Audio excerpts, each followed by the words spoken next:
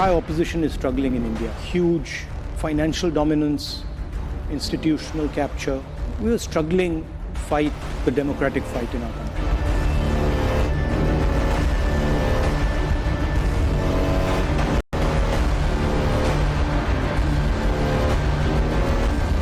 आज IMF भारत को global economy का ब्राइट स्पॉट मानता है।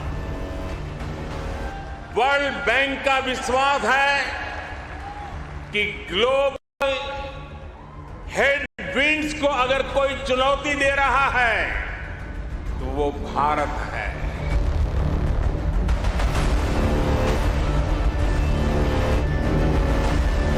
Muslim League is a completely secular party. इनके रूह में रहते हैं जिन्ना, और इसलिए ये भाषा उपयोग की जाती है। Entire opposition is struggling in India. Huge financial dominance, institutional capture. We are struggling to fight the democratic fight in our country. And we decided none of the systems were working. Democracy isn't just about an opposition party. It's about a set of institutions that support the opposition. And those institutions were either captured, certainly weren't playing the role that they're supposed to play. वाक्य विन्यास से लेकर vision और version तक में Rahul America की जमीन पर एंग्री यंग मैन बने हुए हैं। सांसदी जाने की पीड़ा से लेकर संस्थानों पर कथित कब्जे की पूरी कहानी राहुल गांधी जुबानी बांच रहे हैं। सारा भावार्थ, सारे शब्दार्थ और सारा यथार्थ यही है कि हिंदुस्तान के भीतर लोकतंत्र नहीं। विपक्ष का संघर्ष बड़ा भारी है। अपने भाषणों और वक्तव्यों में गंभीर मुख मुद्रा में राहुल गांधी जिन विषयों पर निर्बाध बोलते हैं वो है लोकतंत्र, मुस्लिम, अर्थव्यवस्था, उद्योगपति, छोटे उद्योग आदि इत्यादि। और सबका लबुलवाब बस यही है कि हिंदुस्तान में लोकतंत्र खतरे में है, और इसलिए राहुल कहते हैं कि भारत एक बड़ा देश है और अगर भारत में लोकतंत्र तबाह हुआ तो इसका असर पूरी दुनिया पर होगा। तो क्या इसी लाइन पर राहुल गांधी एक बार फिर ये स्थापित करना चाहते हैं कि हिंदुस्तान में लोकतंत्र की रक्षा तभी हो सकती है जब देश की कमान कांग्रेस के हाथ में हो? तो फिर सवाल ये है कि वास्तव में ये लोकतंत्र की रक्षा की लड़ाई है या फिर करीब 10 साल पहले लोकतांत्रिक तरीके से नकार दी गई कांग्रेस को सत्ता में लाने की जुगत? पर दुनिया के स्तर पर मोदी मैजिक की गवाहियां अलग कहानी कहती हैं।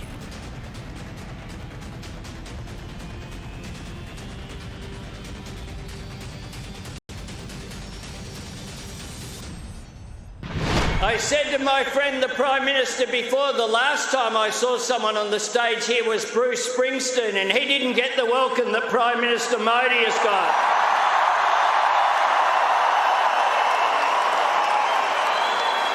Prime Minister Modi is the boss.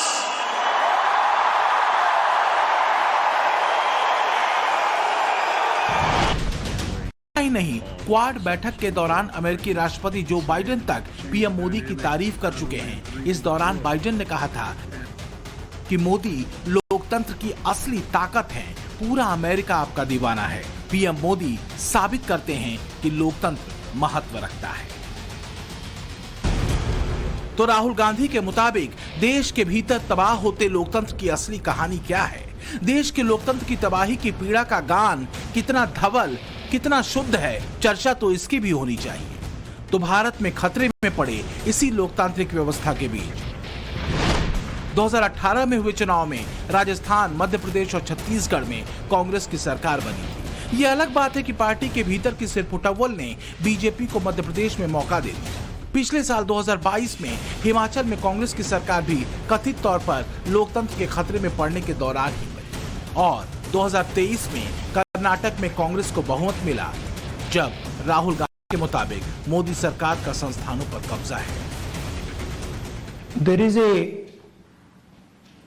is a definite capture of the institutions of the country. There is a definite capture of the press in the country. I walked across India and they were very clear that there were serious issues with regards to unemployment. There was massive price rise. So there was an angst in the people. Now, and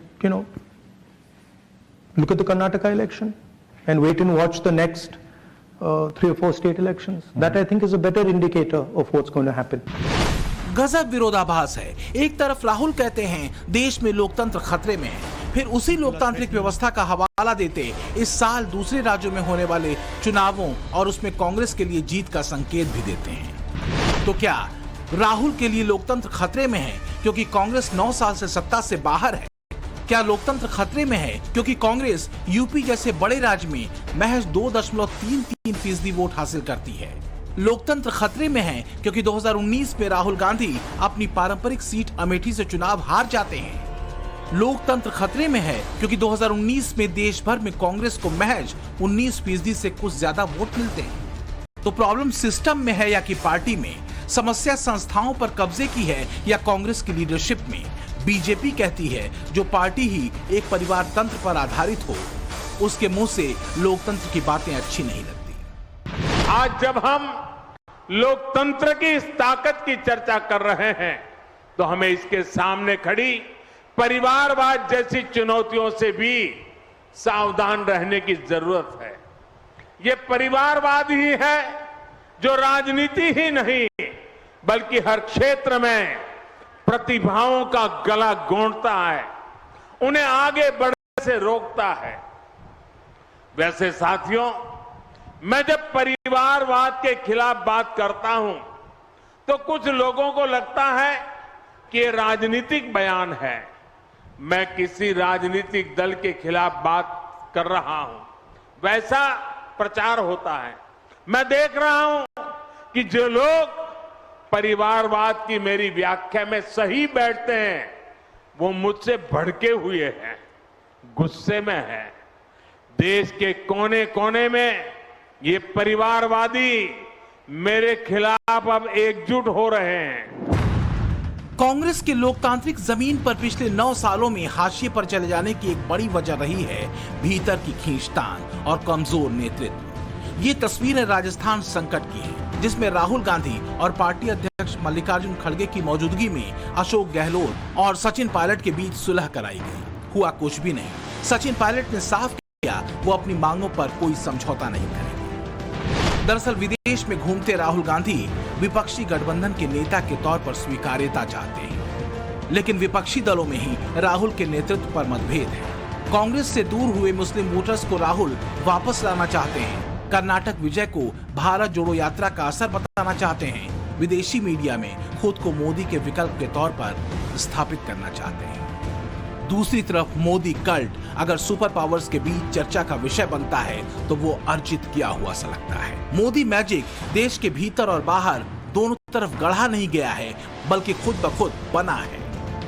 दुनिया के मंच पर अगर मोदी एक बड़े popular किरदार के तौर पर काबिज हुए हैं तो इसकी सबसे बड़ी वजह है भारत का पिछले 9 सालों में हुआ ट्रांसफॉर्मेशन और इससे बना वो राष्ट्र गौरव जो मोदी के राष्ट्रवादी मंत्र को और भी गाढ़ा करता है।